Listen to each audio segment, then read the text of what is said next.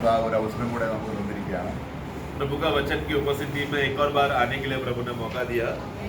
നമ്മൾ വചനം കേൾക്കുന്തോറും നമുക്ക് ധാരാളമായ സ്വർഗീയ അനുഗ്രഹങ്ങൾ നമ്മൾ പ്രാപിപ്പാനാണ് കർത്താവ് നമുക്ക് ധാരാളമായി വചനം കൊണ്ട് പോഷിപ്പിക്കുന്നത്.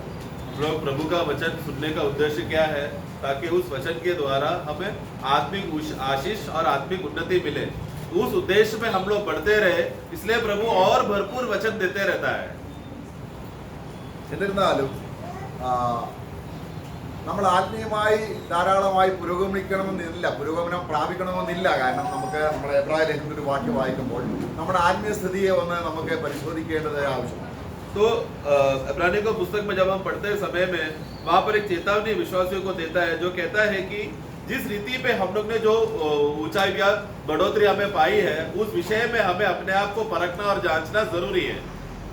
ഒരു ദൈവസഭയിൽ 3 തരത്തിലുള്ള ആൾക്കാരുണ്ട്. നമ്മളത് പഠിച്ചിട്ടുണ്ട് കൊരിന്ത്യർ ലേഖനത്തിൽ നിന്ന്. हम लोग कुरिन्थियों के पुस्तक में के अनुसार हमने ये बात पढ़ा है. एक मंडली में 3 प्रकार के विश्वासियों को हम देखते हैं. നമ്മൾ 1 കൊരിന്ത്യർ അതിന്റെ 2-ാം അധ്യായം 14, 15, 16 വാക്യങ്ങൾ വായിക്കുമ്പോൾ പ്രാകൃത മനുഷ്യൻ എന്നുള്ള ഒരു പ്രയോഗം അവിടെ നമ്മൾ വായിക്കുന്നു. हम लोग पहला कोरिन्थी 2 अध्याय 14, 15, 16, 17 सब पढ़ते समय में वहाँ पर एक स्वाभाविक जन के बारे में कहा है. പിന്നെ നമ്മൾ കാണുന്നുണ്ട് ആത്മീയ മനുഷ്യൻ. फिर आत्मिक मनुष्य को देखते हैं. അപ്പോൾ ഇവിടെ 2 കാര്യങ്ങളാണ് ഇവിടെ നമ്മൾ കാണുന്നത്. ഒന്ന് പ്രാകൃത മനുഷ്യൻ, एक है स्वाभाविक, फिर एक आत्मिक और दूसरा है शारीरिक, तीसरा है शारीरिक. ഇനി ഒരു കാർണൽ അല്ലെങ്കിൽ ജഡത്തിൽ ജീവിക്കുന്ന വിശ്വാസി എന്നുള്ളത് നമ്മൾ 1 കൊരിന്ത്യർ 3-ാം അധ്യായം 1-2 വാക്യങ്ങളിലാണ് കാണുന്നത്. और पहला कोरिन्थी 3 का 1 में शारीरिक विश्वासियों के बारे में हम देखते हैं. दूसरा अध्याय में स्वाभाविक और आत्मिक जन को देखते हैं, और 3 का 1 में शारीरिक को देखते हैं. ഇവിടെ നമ്മൾ വായിക്കുമ്പോൾ നമുക്ക് അത് വായിക്കാം. 5-ന്റെ 12-ാം വാക്യം. हम लोग इब्रानियों का पुस्तक 5 का 12 में एक वाक्य हम पढ़ेंगे.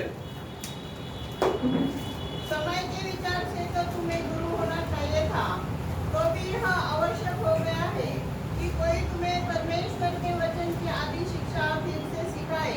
तुम तो ऐसे हो गए हो कि तुम्हें अन्न के बदले अब तक दूध ही चाहिए. ഓക്കെ, അപ്പോൾ എന്താണ് പാല്, എന്താണ് കട്ടിയായ ആഹാരം? 2 बातें हम देखते हैं. तो दूध और अन्न. तो क्या है दूध और क्या है अन्न? വേദപുസ്തകം മുഴുവനും പാലല്ലേ? ദൈവത്തിന്റെ മായമില്ലാത്ത പാലല്ലേ ദൈവത്തിന്റെ വചനം? क्या वचन में ऐसा नहीं लिखा है क्या परमेश्वर का वचन जो है शुद्ध दूध है, जिसमें कोई अशुद्धता नहीं है, एकदम शुद्ध है, निर्मल दूध है करके? क्या पूरा वचन दूध नहीं है क्या? ദൈവവചനം മുഴുവനും ദൂതാണ്, അല്ലെങ്കിൽ പാലാണ്, നിർമ്മലമായ പാലാണ്. परमेश्वर का ये तो सत्य है कि परमेश्वर का वचन जो है शुद्ध प्रकार का सबसे शुद्ध दूध है. എന്നാൽ തിരുവചനത്തെ നമ്മൾ ഗ്രഹിക്കുന്നതിന്റെ അടിസ്ഥാനത്തിൽ കട്ടിയായ ആഹാരം എന്ന് പറയുന്നു. परंतु जैसा हम लोग वचन को हम लोग समझते रहते हैं, उस वचन में जब हम बढ़ते रहते हैं तो तब वो विश्वासी अन्न खाने लगेगा. यही वचन से वो अन्न निकालेगा. അപ്പോൾ ഒരു വിശ്വാസിയായി തീർന്നു കഴിഞ്ഞാലും तो भले ही वो विश्वासी बन गया हो, ആ ആള് വീണ്ടും ഒരു നാച്ചുറലായ പ്രകൃതിപരമായ ഒരു മനുഷ്യനെ പോലെ ജീവിക്കുന്നതിനെയാണ് ഫ്ലെഷ്ലി മാൻ എന്ന് വായിക്കുന്നത്. तो एक व्यक्ति जब विश्वासी बन जाता है, नया जन्म हो जाने के बाद उसका उद्देश्य बढ़ोतरी होना चाहिए था, लेकिन जिस उद्देश्य से बढ़ोतरी होना चाहिए था नहीं हुआ, बल्कि उसके बदले जैसा संसार के लोग जो स्वाभाविक रीति से स्वाभाविक स्वभाव जो संसार में दिखाते हैं, वो विश्वासी लोग जब उस तरह का स्वभाव करने वाले लोगों को शारीरिक विश्वासी कहते हैं. നമുക്ക് 1 കൊരിന്ത്യർ 3:3 വായിക്കാം. അങ്ങനെ എന്താണ് അപ്പോസ്തലനായ പൗലോസ് പറയുന്നത്? पहला कोरिन्थी 3 का 3 में पौलुस वहां पर उनके विषय में क्या कहता है? ജഡികൻ എന്ന് പറഞ്ഞാൽ ആരാണ്? शारीरिक विश्वासी मतलब कौन? क्योंकि अब तक शारीरिक हो, हाँ. इसलिए कि जब तुम्हें डाह और झगड़ा है, तो क्या तुम शारीरिक नहीं हाँ. और क्या मनुष्य के रीति पर नहीं അവിടെ चलते? നോക്കുക, ശേഷ മനുഷ്യരെ പോലെ അല്ലയോ? केवल मनुष्य नहीं, स्वाभाविक मनुष्य के समान नहीं हो गया, ऐसा आना चाहिए. तो वहां पर बताया गया कि ये शारीरिक विश्वासी क्या कर रहे हैं? मनुष्य के समान, स्वाभाविक मनुष्य जिसका नया जन्म हुआ ही नहीं है, उनका स्वभाव कैसा है? विश्वासी होने के बदले भी शारीरिक विश्वासी अपने स्वाभाविक मनुष्य के समान हो गया. നമ്മൾ 1 കൊരിന്ത്യർ 2-ാം അധ്യായത്തിൽ വായിക്കുന്നത് എന്താണ്? പ്രാകൃത മനുഷ്യൻ ദൈവത്തിന്റെ വചനം ഇതുപോലെ തന്നെ രക്ഷിക്കപ്പെട്ട് കഴിഞ്ഞിട്ടും കാർണലായിരിക്കുന്ന വ്യക്തി ശേഷ മനുഷ്യനെ പോലെയാ. കാരണം ദൈവത്തിന്റെ കട്ടിയായ കാര്യങ്ങൾ ഗ്രഹിക്കുന്നില്ല. ദൈവം നമുക്ക് ക്രിസ്തുവിൽ കരുതിയിരിക്കുന്ന ആഴമായ കാര്യങ്ങൾ അറിയാതെ ഗ്രഹിക്കാതെ നമ്മളെ വെറും രക്ഷിക്കപ്പെടുക, സ്നാനപ്പെടുക, സഭയിൽ പോവുക, വരിക, ഇത് മാത്രം. तो हम लोग पहला कोरिन्थी 2 का जब 14 पढ़ते हैं समय में वहां पर स्वाभाविक मनुष्य के बारे में बोला गया है। ये स्वाभाविक मनुष्य का स्वभाव क्या है? वो प्रभु की बातों को, प्रभु परमेश्वर की आत्मा की बातों को वो ग्रहण नहीं कर पाता, समझ नहीं पाता। तो ये तो स्वाभाविक मनुष्य के बारे में जिसका नया जन्म हुआ नहीं है। लेकिन विश्वासी लोग विश्वासी बन जाने के बाद, नया जन्म हो जाने के बाद, वो लोग जब संसार में आश्रय कर सामान्य मनुष्य के समान मन करने वाले लोग का अवस्था क्या है? शारीरिक विश्वासी है। तो उन लोग का ऐसा क्यों उन लोग को शारीरिक बोला गया है? जिस रीति से स्वाभाविक मनुष्य प्रभु का आत्मा की बातों को समझ नहीं पाता, ग्रहण ही नहीं कर पाता, शारीरिक विश्वासी क्या हो गया? उनको जब अन्न खिलाया जाए, बड़ा तगड़ा भोजन खिलाया जाए, तो उनका हालत ऐसा है कि वो भोजन वो लोग खा नहीं पाते, क्योंकि वो लोग दूध में ही तृप्त है। तो स्वाभाविक रीति से लोग क्या, हाँ मंडली में आना है, संगति करना है, सबको मिलना है, प्रेज लॉर्ड करना है, इस तरह बाहर की बातों का रीति में ही उन लोगों को दिलचस्पी है। ഇത് നമ്മളെ എന്താണ് തിരുവചനത്തിൽ പാൽ എന്ന് അർത്ഥമാക്കുന്നത്, എന്താണ് കട്ടിയായ ആഹാരം എന്നുള്ളത് നമുക്ക് വീണ്ടും ഒന്നുകൂടെ ശ്രദ്ധിക്കാം. तो इसलिए आओ हम लोग आज वचन के द्वारा दूध, वचन में जब दूध करके बोलते हैं समय में उसका सही अर्थ क्या है, उसको क्या हम उद्देश्य से वचन कहता है, और अन्न करके बोलते समय में उसका अर्थ क्या है, आज हम वचनों से हम देखेंगे। അപ്പോൾ ഒരു ആത്മീയനായ വ്യക്തിക്ക്, इसलिए आत्मिक जन को എങ്ങനെയാണ് ഒരു സാധാരണ മനുഷ്യൻ ലോക മനുഷ്യനായി തീരാൻ കഴിയുന്നത്? एक विश्वासी को कैसा स्वाभाविक मनुष्य के जैसा स्वभाव में बन सकता है? അങ്ങനെ സാധിക്കുമോ? ऐसा मुमकिन है क्या? एक विश्वासी संसार का पापी मनुष्य के समान, स्वाभाविक मनुष्य के समान व्यवहार करने लगता है, ऐसा हो सकता है क्या? ഒരു ദൈവ മനുഷ്യൻ എന്നുള്ള രീതിയിൽ അവന്റെ പെരുമാറ്റ ചട്ടങ്ങൾക്ക് ലഭ്യമായ ദൈവാത്മാവിന്റെ സഹായം കൂടാതെ ഇരിക്കുമ്പോൾ അവൻ ആരാണ്? साधारण मनुष्य नाम। मतलब एक विश्वासी जो नया जन्म होने के बाद उस नया जन्म में उसको पवित्र आत्मा का दान उसको मिल चुका है, परंतु आत्मा का दान मिलने के बावजूद भी आत्मा जो उसको समझाने के विषय में आत्मा का सामर्थ, आत्मा का मदद, ये जब एक विश्वासी को जब मिलने के लिए रुक जाता है तब वो विश्वासी है भले तो भी आत्मा का मदद नहीं है तो स्वाभाविक मनुष्य से कोई फर्क नहीं है। നമുക്ക് സിംസോനെ കുറിച്ച് പഴയ നിയമത്തിൽ നോക്കാം। पुराने नियम में सिमसोन को हम देखते हैं, അദ്ദേഹം ആത്മീയമായ ഒരു മല്ലനാണ്। वो हम देखते हैं कि वो आत्मिक रीति से एक वीर व्यक्ति है। താൻ അമ്മയുടെ ഉദരത്തിൽ വെച്ച് തന്നെ ദൈവത്തിന് വേണ്ടി വേർതിരിക്കപ്പെട്ട അല്ലെങ്കിൽ ദൈവത്തിന് വേണ്ടി പ്രത്യേക ഉപകരണമാകാൻ ദൈവം തെരഞ്ഞെടുത്ത ഒരു വ്യക്തിയാണ്। सिमसोन का खासियत क्या है? वो एक ऐसा व्यक्ति था जो अपने माँ के गर्भ में ही परमेश्वर के लिए अलग किया हुआ और प्रभु के इच्छा के अनुसार सेवा करने के लिए एक चुना हुआ पात्र था। അവിടെ അതിന്റെ നമ്മുടെ ജഡ്ജസ് न्याय का पुस्तक 16 അധ്യായത്തിന്റെ 17 വാക്യത്തിൽ നമ്മൾ വായിക്കുമ്പോൾ 16 का 17 जब हम पढ़ते हैं न्याय का पुस्तक അവിടെ 16 का 17 ദൈവാത്മ സഹായത്തോടെ ശ്രദ്ധിച്ചു വായിക്കുക। हमें पवित्र आत्मा की मदद से हमें ये वचन को समझना है, पढ़ेंगे। तब उसने अपने मन का सारा भेद खोलकर उससे कहा, हाँ। मेरे सिर पर छुरा कभी नहीं फिरा, क्योंकि मैं माँ के पेट से ही परमेश्वर का नाज़िर हूँ। यदि मैं मुंडा जाऊँ तो मेरा बल इतना घट जाएगा कि मैं साधारण मनुष्य के समान हो जाऊंगा। അപ്പൊ അദ്ദേഹത്തിന് അറിയാം അല്ലേ? तो अब सिमसोन जानता है कि अगर उसका बाल का मुंडन किया जाएगा तो क्या हो जाएगा? एक साधारण स्वाभाविक मनुष्य बन जाएगा। ആർക്കറിയാം? ये कौन जानता है? सिमसोन जानता है। പക്ഷെ നമ്മൾ അറിയുന്നു, हम जानते हैं क्या कि आत्मा का मदद से अगर हम बाहर आएंगे तो हम भी साधारण मनुष्य बन जाए, ये बोध हमको है क्या? എന്ത് ചെയ്താലാണ് तो क्या करेगा तो എന്റെ ശക്തി നഷ്ടപ്പെട്ട് मेरा बल कम हो जाएगा? ഞാനൊരു ലോക മനുഷ്യനെ പോലെ ആകുന്നത് എന്ന് നമുക്കറിയാമെങ്കിൽ നമുക്ക് വളരെയധികം സൂക്ഷ്മതയോടെ ആ കാര്യം കൈകാര്യം ചെയ്യാൻ കഴിയും। तो अगर एक विश्वासी अगर जान लेगा कि मेरे अंदर ऐसा कुछ तो एक बात है कि उस अवस्था में अगर मैं चला गया तो मैं एक साधारण मनुष्य जैसा बन जाएगा, वो बात क्या है अगर उसने पहचान लिया तो वो समझदारी से, होशियारी से कार्य कर सकता है आत्मा के मदद से कि उससे वो बच के बाहर निकले। ഇവിടെ അദ്ദേഹം പറയും, ഞാൻ നാസീർ വ്രതക്കാരനാണ്। तो मैं कौन हूँ? मैं अपने माँ के गर्भ से ही नाजिर का, परमेश्वर के लिए मैं एक नाजिर हूँ। നമ്മൾ ആ വ്രതത്തെ കുറിച്ചാണ് നമ്മൾ അത് വായിച്ചിരിക്കുന്നത്। तो उस नाजिर का जो क्रमांक है जो परमेश्वर ने दिया था उसके बारे में हम थोड़ा देखेंगे। അത് നമ്മുടെ സംഖ്യാപുസ്തകം 6 അധ്യായത്തിലുണ്ട്। संख्या का उसका व्यवस्था का अगर देखा जाए तो संख्या का गणना 6 में हम पढ़ते हैं। അവിടെ പ്രത്യേകിച്ച് ചില വിശേഷണങ്ങൾ അവിടെ പറയുന്നുണ്ട്। तो वहाँ पर खास बात है, कोई भी अगर ये नासिर का क्रमांक अगर लेने के लिए तैयार हो जाता है तो कुछ बातों को करना पड़ता है। ഇദ്ദേഹം അങ്ങനെ തന്നെ ജനിച്ചവനാണ്। परंतु सिमसोन का खासियत क्या है? जन्म ही उसका कैसा वैसा है।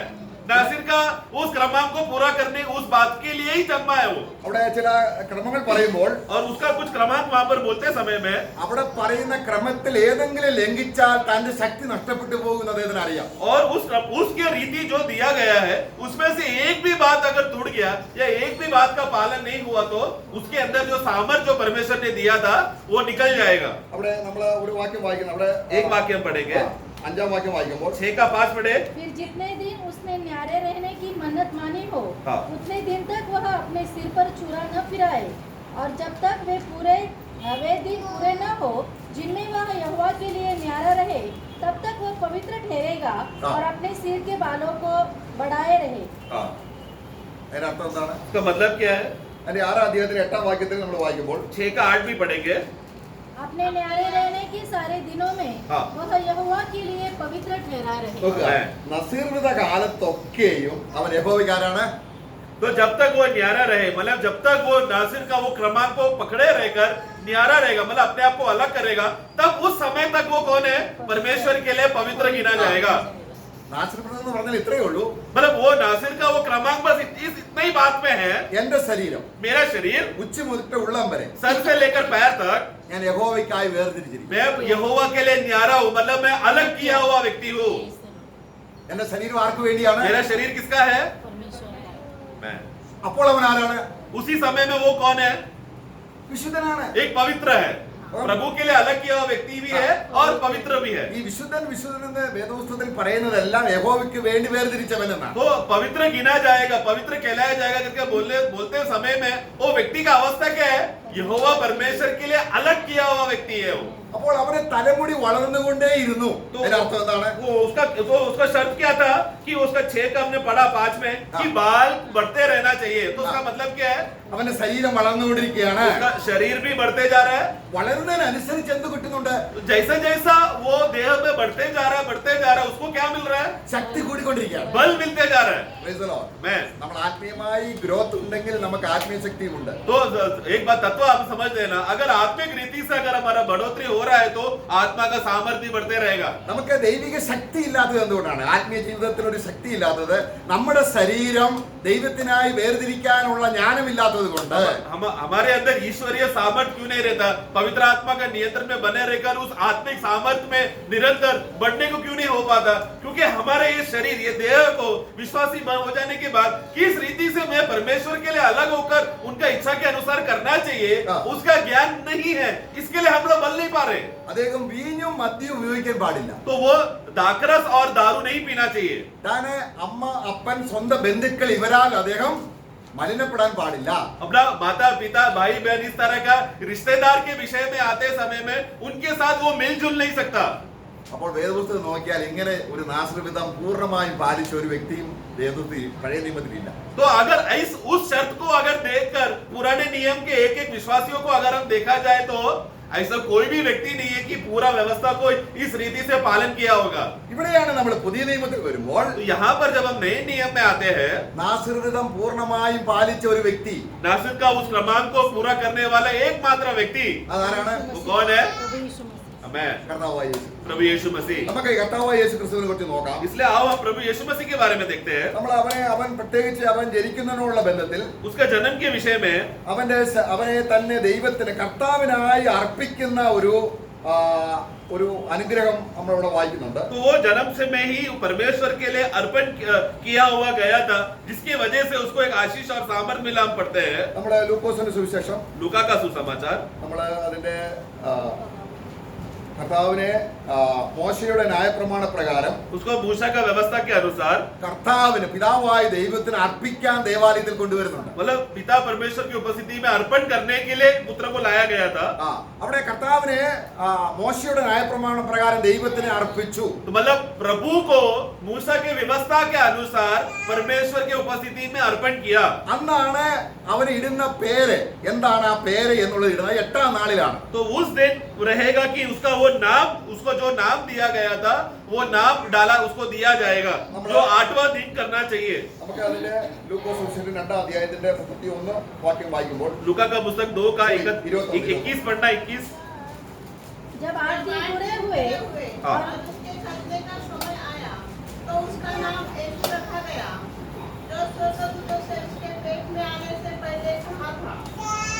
ഓക്കെ, അപ്പൊ കർത്താവായ യേശു ക്രിസ്തുവിന് ഇതുപോലെ इस रीति से प्रभु यीशु मसीह को ജന്മത്തിൽ തന്നെ ആരാണ്? जन्म से ही वो कौन है? नाज़िर। नाज़िर है। ദൈവത്തിന് വേണ്ടി मतलब नाज़िर मतलब क्या? जन्म से ही परमेश्वर के लिए अलग किया हुआ व्यक्ति। ആ, ഇനി അവനെ എന്ത് ചെയ്തു? इसके लिए अभी उसके साथ क्या किया? 8ാം നാളിൽ 8वां दिन में പരിച്ഛേദന. खतना करके, എന്തിനാണ് പരിച്ഛേദന? खतने का मतलब ദൈവത്തിനായി ഒരു കർമ്മപ്രകാരം, മോശയുടെ കർമ്മപ്രകാരം ദൈവത്തിന് അർപ്പിക്കുന്ന ദിവസമാണ് അന്നാണ് പേരിടുന്നത്. तो मूसा व्यवस्था के अनुसार जो मूसा को दिया गया था, उस व्यवस्था के अधीन में रहते हुए एक कर्म करना चाहिए था जो 8वें दिन में हर एक पुरुष के लिए किया गया था। उस नियुक्ति के अनुसार जब वो बात को पूरा करने का दिन आया तो तब उसका नाम यीशु करके डाला गया। ഇനി നമ്മളെ യേശു കർത്താവിനെ നമ്മൾ വായിക്കുമ്പോൾ इस यीशु के बारे में हम पढ़ते हैं, 2ാം അധ്യായം 40ാം വാക്യത്തിൽ വായിക്കുന്നുണ്ട്. 2:40 में हम पढ़ते हैं, ആ, और बालक बढ़ता और बलवंत होता हाँ। और बुद्धि से परिपूर्ण होता गया हाँ। और परमेश्वर का अनुग्रह उस पर था। നോക്കുക, എങ്ങനെയാണ് ദൈവത്തിന്റെ അനുഗ്രഹം ഈ ബാലനായ ക്രിസ്തുവിൽ ഉണ്ടായിരുന്നത്? तो परमेश्वर का अनुग्रह उस पर बना रहा। वो कारण क्या है? അവന് മുടി വളർന്നുകൊണ്ടിരുന്നു, ശരീരം വളർന്നു. तो मतलब उसका बाल बढ़ता रहा, मतलब क्या है? यीशु का शरीर बढ़ता रहा। അപ്പോൾ എന്ത് സംഭവിച്ചുകൊണ്ടിരുന്നു? तब क्या हुआ? അവൻ ആത്മാവിൽ ബലപ്പെട്ടുകൊണ്ടേയിരുന്നു. वो आत्मा में बलवंत होता। हिंदी में वो अरे। शब्द आया नहीं है, हाँ। मराठी में एक बार पढ़ना जल्दी से, 2:40। उतना ही है ना, आत्मा में बलवान हुआ, मतलब लड़का बढ़ते गया हाँ। लेकिन आत्मा में बलवान हुआ। वो शब्द आया नहीं है। 3 കാര്യങ്ങൾ. കർത്താവിന്റെ तीन बातें। ആത്മാവ്, ദേഹി, ശരീരം. तीनों हाँ। ശരീരം വളർന്നുകൊണ്ടേയിരുന്നു. 3 बातें वहां पर हुआ। यीशु को जो उसको जो मिला हुआ देह, उसका प्राण, जो आत्मा, उसका जो शरीर का जो देह है वो बढ़ता रहा। അവന്റെ ആത്മാവ് ശക്തിപ്പെട്ടുകൊണ്ടിരുന്നു. उसका आत्मा में बल प्राप्त करते रहा അവന്റെ ദേഹിയിൽ ദൈവത്തെക്കുള്ള ജ്ഞാനം നിറഞ്ഞുകൊണ്ടേയിരുന്നു. और उसका प्राण में परमेश्वर का ज्ञान से वो बढ़ता रहा। तीनों बातों में, तीनों एक मनुष्य जो संपूर्ण मनुष्य कहता है, उस तीनों क्षेत्रों में परमेश्वर में वो बढ़ता रहा। യേശുവിന്റെ ബോധ്യം എന്താണ്? यीशु का क्या भरोसा है? പിതാവേ, ഒരു ശരീരം നീ ഒരുക്കിയിരിക്കുന്നു. हे पिता परमेश्वर, आपने मेरे लिए एक शरीर तैयार किया ഈ है। ശരീരം എന്റെ അല്ല, ये शरीर मेरा नहीं है എന്റെ പിതാവിനാണ്. बल्कि मेरा पिता के लिए है। അനേകർക്ക് വേണ്ടി യാഗമായി തീരേണ്ട ശരീരമാണ്. बहुतों के लिए पाप का छुटकारा देने के लिए जो बलि जरूरत था, वो बलि हूं मैं। അവന്റെ ആത്മാവ് ശക്തിപ്പെട്ടുകൊണ്ടേയിരുന്നു. इसलिए उनका आत्मा बलवंत होता रहा അവൻ ദൈവത്തിലുള്ള ജ്ഞാനം और നിറഞ്ഞുകൊണ്ടേയിരുന്നു. परमेश्वर का ज्ञान से वो भरता रहा। അപ്പോൾ നമ്മള് നമുക്കും ഇങ്ങനെയുള്ള ഒരു അവസ്ഥയിലേക്ക് നമ്മൾ വരികയാണ്. तो इसी रीति से हमारे अंदर भी इसी रीति में तीनों भागों में बढ़ोतरी होते रहता है। അതെപ്പോഴാണ്? कब होगा? അമ്മയുടെ ഗർഭപാത്രത്തിൽ ജനിച്ചപ്പോഴല്ല. परंतु माँ के गर्भ के कोख में कब आती है ये? हमारे साथ ऐसा नहीं होगा। ഒരു വീണ്ടും ജനനം സംഭവിച്ചു. इसके लिए हमें क्योंकि माँ के गर्भ में नहीं हो सकता, इसलिए प्रभु ने क्या किया? एक नया जन्म का तत्व रखा। അപ്പൊ പുതിയ ജനനം നടന്നാൽ എന്ത് तो സംഭവിക്കണം? नया जन्म हो गया तो मतलब क्या? യേശുവിന് ഉണ്ടായിരുന്ന അതേ ബോധ്യം നമുക്കുണ്ടാകുകയാണ്. जिस रीति से यीशु उसको बोध्य आया कि उस दुनिया में आते समय उसका क्या उद्देश्य है, वही बोध्य हमें भी है। നമ്മുടെ മുടി വളരണ്ട, കാരണം ക്രിസ്തുവിൽ അത് നിവർത്തീകരിക്കപ്പെട്ടത് കൊണ്ട് നമ്മുടെ മുടി വളർത്തണം. ന്യായപ്രമാണ പ്രകാരം ക്രിസ്തു നിറവേറി. तो व्यवस्था के अनुसार हमारे शरीर में जो रीति से बढ़ोतरी का जो शर्त है, वो शर्तों को हमें करने की जरूरत नहीं है, क्योंकि यीशु मसीह ने व्यवस्था को पूरा किया। तो इसलिए बाल बड़ा करो, मुंडन नहीं करना चाहिए, उस रीति का शारीरिक व्यवस्था में नहीं जाना, वो व्यवस्था को यीशु मसीह ने कर दिया है। എന്നാൽ എബ്രായ വിശ്വാസികൾ എങ്ങനെയാണ്? परंतु इब्रानी विश्वासी लोग कैसे हैं? അവർ വളരുന്നുണ്ട് ശരീരത്തിൽ, वो लोग शरीर में बढ़ रहे हैं പക്ഷെ ആത്മാവിൽ ബലം കിട്ടുന്നില്ല. लेकिन आत्मा में बलवंत नहीं हो पा रहे, प्राण और प्राण में ज्ञान नहीं मिल रहा, बच्चे ही है अभी भी। അതിലെ ലോക മനുഷ്യനും तो संसार के लोग भी ऐसे ही है ना, शरीर में बढ़ रहे हैं लेकिन आत्मा क्या है? मरा हुआ है ना। അല്ലെ, അവന്റെ ആത്മാവ് മരിച്ചു കിടക്കുകയാണ്. तो संसार का लोगों का अवस्था क्या है? आत्मा मरा हुआ है। കുറെ ലോകത്തിലെ കുറച്ച് വിദ്യാഭ്യാസം അവൻ നേടുന്നുണ്ട്. उनके प्राण में कुछ दुनिया का संसार का ज्ञान लेकर वो लोग फूल रहे हैं। അല്ലെ, ആത്മാവ് ശക്തിപ്പെടുന്നുണ്ടോ? आत्मा बलवंत हो रहा है क्या प्रभु की बातों के लिए? അവൻ പക്ഷേ ജ്ഞാനത്തിൽ നിറയുന്നുണ്ടോ? परंतु ज्ञान मिल रहा है क्या उनको? കിട്ടുന്നുണ്ട്. संसार का ज्ञान उनको भंडार से मिल रहा है, ലോകജ്ഞാനം നിറയുന്നുണ്ട്. संसार का ज्ञान मिल रहा है। പിന്നെ എങ്ങനെ നമുക്ക് അപ്പൊ അവന് ദലീലയുടെ മടിയിൽ ഉറങ്ങാനല്ലാതെ പിന്നെ അവന് കഴിയുമോ? तो अगर ऐसा व्यक्ति इस तरह का स्वाभाविक मनुष्य का रीति का चाल चलन होकर शारीरिक रहा तो आखिरी में क्या हो गया? दलीले का गोद में ही जाकर बैठकर सारा रहस्य बोल देगा। അവനെ ആകർഷിക്കുന്ന ലോകത്തിലേക്ക് മയങ്ങിപ്പോകാതിരിക്കാനുള്ള ആത്മശക്തിയാണ് അവന് കിട്ടിയിരിക്കുന്നത്. അതാണ് വീണ്ടും ജനനത്തിലൂടെ അവൻ വളരും തോറും എന്ത് സംഭവിക്കണം? ആത്മാവിൽ ബലപ്പെടണം, ക്രിസ്തുവിനുള്ള ജ്ഞാനം കൊണ്ട് നിറയണം. विश्वासी का खासियत क्या है? वो जैसे ही उसका नया जन्म हो जाता है, आत्मा में वो भर जाता है, तो संसार जब उसको मोह करके आकर्षण करके उसका भावों में गिराने के लिए कोशिश करते रहेगा, तो आत्मा के सामर्थ्य से उस सच्चा विश्वासी को बोधे होगा कि मुझे उससे दूर रहना है। उस बातों से वो बलवंत होकर प्रभु में बढ़ेगा और मोह से दूर हो जाएगा। അപ്പൊ ദൈവം നമുക്ക് ദൈവവചന പ്രകാരം നാസൃതം പൂർണ്ണമായും പാലിച്ച പൂർണ്ണ ശക്തിയോടെ വളരും തോറും ആത്മശക്തിയിൽ നിറഞ്ഞ് ദൈവജ്ഞാനം നിറഞ്ഞ ഒരാളെ നമുക്ക് ദൈവം തരികയാണ്. इसलिए परमेश्वर ने क्या किया? उन्होंने देखा कि कोई मनुष्य ऐसा नहीं है जो नासरत का एक क्रमांक को पूरा कर सके। इसलिए परमेश्वर ने क्या किया? उन्होंने अपने एकलौता पुत्र को दिया। इस पुत्र का खासियत क्या है? उन्होंने सारा नासरत का क्रमांक को पूरा करके व्यवस्था को संपूर्ण करके उस संपूर्ण किया हुआ मसीह को हमें दे दिया। ഇനി നമ്മൾ നേരത്തെ കണ്ടു നാസൃതം എന്ന് പറഞ്ഞാൽ എന്താണ്? ദൈവത്തിന് വേണ്ടി വേർപെടുക, വിശുദ്ധീകരിക്കപ്പെടുക. नासर क्रमांक को हमने क्या देखा? अलग हो जाना, प्रभु के लिए पवित्र ठहराया जाना। ഇനി നമ്മൾ എങ്ങനെയാണ് ദൈവത്തിനായി വേർപെടുന്നത്? तो अभी हम कैसे प्रभु के लिए अलग होंगे? ഇവിടെയാണ് यहाँ पर है നമ്മൾ എബ്രായ ലേഖനം 10 അധ്യായം 10 വാക്യം. ആ ഇഷ്ടത്തിൽ इब्रानियों का पुस्तक 10 का 10। उसी इच्छा से हम यीशु की देह के एक ही बार बलिदान चढ़ाए जाने നോക്കുക, യേശുവിന്റെ ശരീരം എങ്ങനെയുള്ളതാണ്? यीशु मसीह का शरीर कैसा था? പൂർണ്ണ വളർച്ചയെത്തിയത്, वो संपूर्ण रीति से बढ़ गया था സമ്പൂർണ്ണമായ ശക്തിയുള്ളത്, और संपूर्ण रीति से बलवंत था ശക്തി പൂർണ്ണ ജ്ഞാനമുള്ള. और प्राण में पूर्ण रीति से ज्ञान था। ഇവിടെ എന്ത് സംഭവിക്കണം? तो यहाँ पर क्या होना चाहिए? നമ്മുടേതായിരിക്കുന്ന ലോകത്തിൽ നേടിയതെല്ലാം അവിടെ ക്രിസ്തുവിന്റെ ശരീരയാഗം നഷ്ടപ്പെട്ടിട്ട് तो हमने उतना समय तक प्रभु यीशु मसीह को मिलने से पहले तक हमने जो भी स्वाभाविक रीति से संसार को कमाकर जो आपने उसको बल समझ कर रखा था, क्रूस के सामने आकर क्या करना है? यीशु मसीह के भावों में उस क्रूस पे हमें डालकर खत्म कर देना है। ക്രിസ്തുവിന്റെ ശരീരത്തിൽ और मसीह का देह के साथ ഏത് ശരീരം? कौन सा देह? വിശുദ്ധ ശരീരം. पवित्र देह। അതാണ് റോമലേഖനം 8 അധ്യായത്തിന്റെ 2 വാക്യത്തിൽ 3 വാക്യത്തിൽ വായിക്കുന്നത്. रोमियो 8 का 3 में हम पढ़ते हैं, നാം ആത്മാവിനെ അനുസരിച്ച് ജീവിക്കേണ്ടതിന്, അല്ലെങ്കിൽ നമ്മുടെ ശരീരത്തിൽ ആത്മാവിന്റെ നിയന്ത്രണം വരേണ്ടതിന് ക്രിസ്തുവിന്റെ ശരീരത്തിലേക്ക് നമ്മളെ ആക്കി. 8 का 3 पढ़े। क्योंकि कारण व्यवस्था शरीर के कारण हाँ दुर्बल होकर न कर सकी, उसको परमेश्वर ने किया। हाँ, उसका 4 पढ़ना। इसलिए कि व्यवस्था की विधि हमने जो शरीर के अनुसार नहीं, हाँ। वरन आत्मा के अनुसार चलते हैं। देखो, आत्मा के अनुसार जो चलने वाले लोगों को पूरा हो जाने के लिए परमेश्वर ने अपने पुत्र को भेजकर वो बात को पूरा किया। तो हमें पुत्र में डाला ताकि अभी हम लोग शरीर में ना चले बल्कि आत्मा के अनुसार चल सके। അപ്പൊ നമ്മളെ നാസൃവൃതക്കാരനാക്കുകയാണ്, അല്ലെങ്കിൽ വിശുദ്ധീകരിക്കുക എന്ന് പറഞ്ഞാൽ നാസൃവൃതക്കാരനാക്കുക എന്നാണ് അർത്ഥം. तो हमें ये नासिर का क्रमांक में कौन ला रहा है? मतलब क्या? पवित्र रहना, पवित्र जीवन में बने रहना, अलग होकर जीना, उस अवस्था में कौन हमें ला रहा है? നമ്മൾ എബ്രായ ലേഖനം 2 അധ്യായത്തിന്റെ 11 വാക്യം വായിക്കുമ്പോൾ इब्रानियों का पुस्तक 2 का 11। क्योंकि पवित्र करने वाला और जो पवित्र किए ये जाते हैं देखो, पवित्र किए गए लोग, നമ്മൾ ആരാണ്? हम लोग कौन है? पवित्र किए हम लोग पवित्र किए गए। हम लोग खुद से नहीं हुआ है, किए गए। അപ്പോൾ ക്രിസ്തുവിന്റെ ശരീരത്തിൽ तो मतलब प्रभु का उस शरीर में ക്രൂശിൽ മരിച്ചപ്പോൾ जब वो क्रूस में मरा, നമ്മളെയും വഹിച്ചുകൊണ്ട് उन्होंने हमें भी ले लिया। എന്ത് സംഭവിച്ചു? तो क्या हो गया? പഴയതിനെ നീക്കം ചെയ്തു. पुराना बातों को हटा दिया എന്നിട്ട് നമ്മൾ എന്തായി? और हमें क्या किया? വീണ്ടും ജനിച്ചു. नया जन्म हो गया। ഇനി നമുക്ക് എന്ത് വേണം? अभी हमको क्या चाहिए? ക്രിസ്തുവിൽ വളർച്ച. मसीह में हमें बढ़ना है।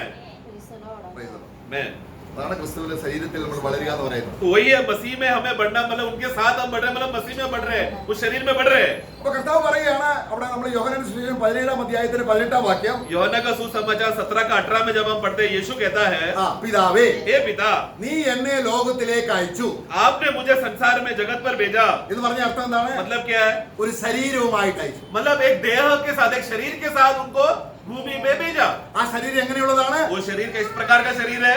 നമ്മൾ നേരത്തെ കണ്ടു. നമ്മളെ ലൂക്കോസ് സുവിശേഷം 2:40 വളരെ പ്രധാനപ്പെട്ടതാണ്. लूका का सुसमाचार 2 का 40 में हमने पढ़ा था। वो वाक्य बहुत ही मूल्यवान है। उनका शरीर पवित्र है। ആ और बालक बढ़ता ആ और आत्मा में बलवंत होता हाँ। और बुद्धि से परिपूर्ण होता गया। ആ ശരീരത്തിലേക്ക്. उस शरीर में അപ്പൊ നമ്മുടെ വിശുദ്ധി ആരാണ്? तो मतलब हमारा पवित्रता कौन है? Praise the Lord. വിശ്വസിക്കണം. ഇതാണ് ये है विश्वास। उसको थामे रहना है। मेरा पवित्रता मैं कुछ कार्य की वजह से नहीं, हाँ। बल्कि यीशु मसीह है मेरा पवित्रता है। ഞാൻ ക്രിസ്തുവിലാണ്. मैं मसीह में हूँ ക്രിസ്തു അവന്റെ ശരീരത്തിലേക്ക് എന്നെ വഹിച്ചു. और मसीह ने क्या किया, मुझे अपने शरीर में ले लिया। അന്ന് മുതൽ ഞാൻ ആരാണ്? उस दिन से मैं क्या हो गया, ക്രിസ്തുവിൽ ദൈവത്തിന് നാസൃതക്കാരൻ. मसीह में मैं परमेश्वर के लिए नासिर का क्रमांक करने के लिए, यानी कि अलग होकर पवित्र जीवन जीने के लिए नियुक्त किया हुआ विश्वासी हूँ। ഈ നിർണയം ശരിക്കും നമുക്കുണ്ടാകണം. इस प्रकार का निर्णय लेने का, जो अच्छे निर्णय लेकर बोध्य में रहने का जरूरत बहुत जरूरी है। ഞാൻ ക്രിസ്തുവിൽ വളരുന്നവനാണ് कि क्या बोध्य रहना चाहिए कि मैं मसीह में बढ़ रहा हूँ, എന്ന് പറഞ്ഞാൽ എന്താണ്? मतलब क्या, നിറയുകയാണ്. मैं भर रहा हूँ। ഞാൻ ദൈവത്തിന്റെ സ്നേഹം കൊണ്ടും ദൈവത്തിന് എന്തെല്ലാം ഉണ്ടോ അത് ക്രിസ്തുവിൽ കൂടെ നിറയുകയാണ്. परमेश्वर का सब गुण जो भी है, वो सारा गुण मसीह के द्वारा मुझ में भर रहा है।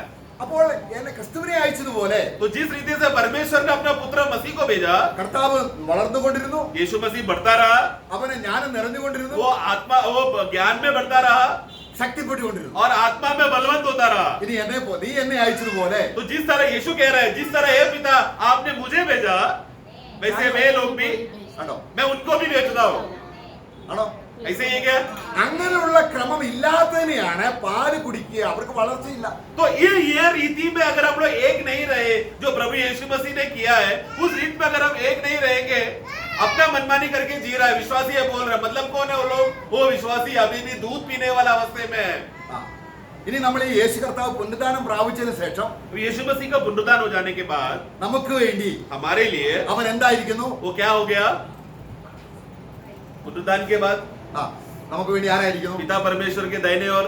നമുക്ക് വേണ്ടി അവിടെ നമ്മള് എബ്രായ ലേഖനം അതിന്റെ 5-ാം അധ്യായത്തിന്റെ 6 മുതൽ 10 വരെ വായിക്കുമ്പോൾ इब्रानियों का पुस्तक 5 का 6 से 10 जब हम पढ़ते हैं, ഇത് കാണുന്നതിനെയാണ് ആത്മീയമായിട്ട് കട്ടിയ ആഹാരം കഴിക്കുക എന്ന് പറയുന്നത്. ये बात को देखना, मतलब अभी यीशु मसीह पुनरुत्थान हो जाने के बाद हाँ। वो मेरे लिए पिता के दाहिने ओर क्या कर रहा है, ये ऐसा कितने जितने लोगों ने देख लिया है, वही लोग अन्न खा रहे हैं। ആ, നമുക്ക് അവിടെ 5-ാം അധ്യായത്തിൽ വായിക്കുന്നത് മുഴുവനും മഹാപുരോഹിതനായ യേശു ക്രിസ്തുവിനെ കുറിച്ചാണ്. वहां पर 5वां अध्याय महायाजक के बारे में जो प्रभु यीशु मसीह को दर्शाता है, कहता है അതിന്റെ 6 മുതലുള്ള വാക്യങ്ങളിൽ വായിക്കുമ്പോൾ 6 से जब हम पढ़ते हैं, നീ മൽക്കിസദേക്കിന്റെ ക്രമത്തിൻ പ്രകാരം എന്നേക്ക് പുരോഹിതൻ. तू मलकीसदेक के क्रमांक के अनुसार सर्वदा के लिए एक याजक है। പിന്നെ 10-ാം വാക്യം फिर 10वां वाक्य, और इसे परमेश्वर की ओर से हाँ। मल्कीसदक की रीति पर महायाजक का ആ, पद मिला। അപ്പോൾ യേശു ക്രിസ്തു മൽക്കിസദേക്കിന്റെ ക്രമപ്രകാരം സഭയ്ക്ക് വേണ്ടി മഹാപുരോഹിതനായിരിക്കുന്നു എന്നതിന്റെ വെളിച്ചം കിട്ടാതെ ആ ഒരു അനുഗ്രഹം പ്രാപിക്കാതിരിക്കുന്നതിനെ കുറിച്ചാണ് പാല് കുടിക്കുന്നവർ എന്താ കൊടുക്കേണ്ടത്? ഇതിനെ तो ये बातें बोलकर यहाँ पर देखो, तो यहाँ पर यीशु मसीह को अभी क्या हो गया है, परमेश्वर ने उनको मलकीसदेक के क्रमांक के अनुसार विश्वासियों के लिए महायाजक के रूप में उसको बुलाकर उसको नियुक्त करके रखा है। ये बात जो देखता नहीं, ये बात जो समझता नहीं, वो लोग कौन है? दूध पीने वाले बच्चे है करके नीचे वहां पर इब्रानियों का दास कहता है, अगला वाक्य में कहता है, इस विषय में मुझे और भी तुमको कुछ बोलना है। किसके बारे में? कि यीशु मसीह महायाजक बनकर हमारे लिए वहां पर है और पिता परमेश्वर ने ये नियुक्ति दिया है, परंतु तुम लोग समझ नहीं पा रहे हो। क्यों? क्योंकि तुम लोग दूध पी रहे हो।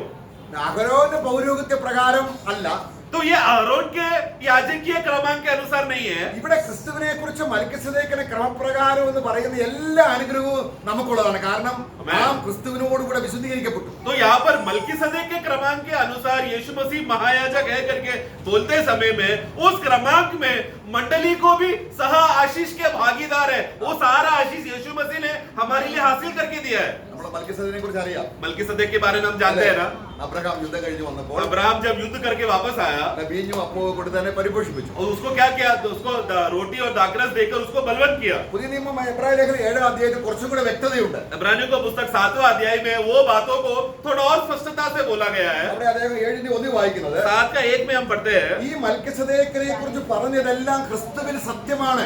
അവൻ ശാലേം എന്ന് പറയുന്ന രാജ്യത്തിലെ രാജാവും കൂടിയാണ്. तो ये 7 का 1 पढ़े, यह मल्कीसदक शालेम का राजा हाँ। और परम प्रधान परमेश्वर का याजक। हाँ, तो ये जो गवाह जो मलकीसदेक के बारे में बोला है, हाँ। वो आने वाला मसीह जो यीशु मसीह है, हाँ। उसमें वो बात सत्य है।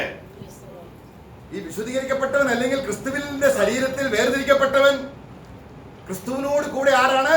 സഹപുരോഹിതനാണ്. तो अभी हम लोग जो पवित्र किए गए, हम लोग मसीह में जो हम लोग ले। बुलाए गए, पवित्र किए हुए लोग, जो कोई भी मसीह के साथ है, मसीह के साथ हम लोग क्या बन जाते हैं?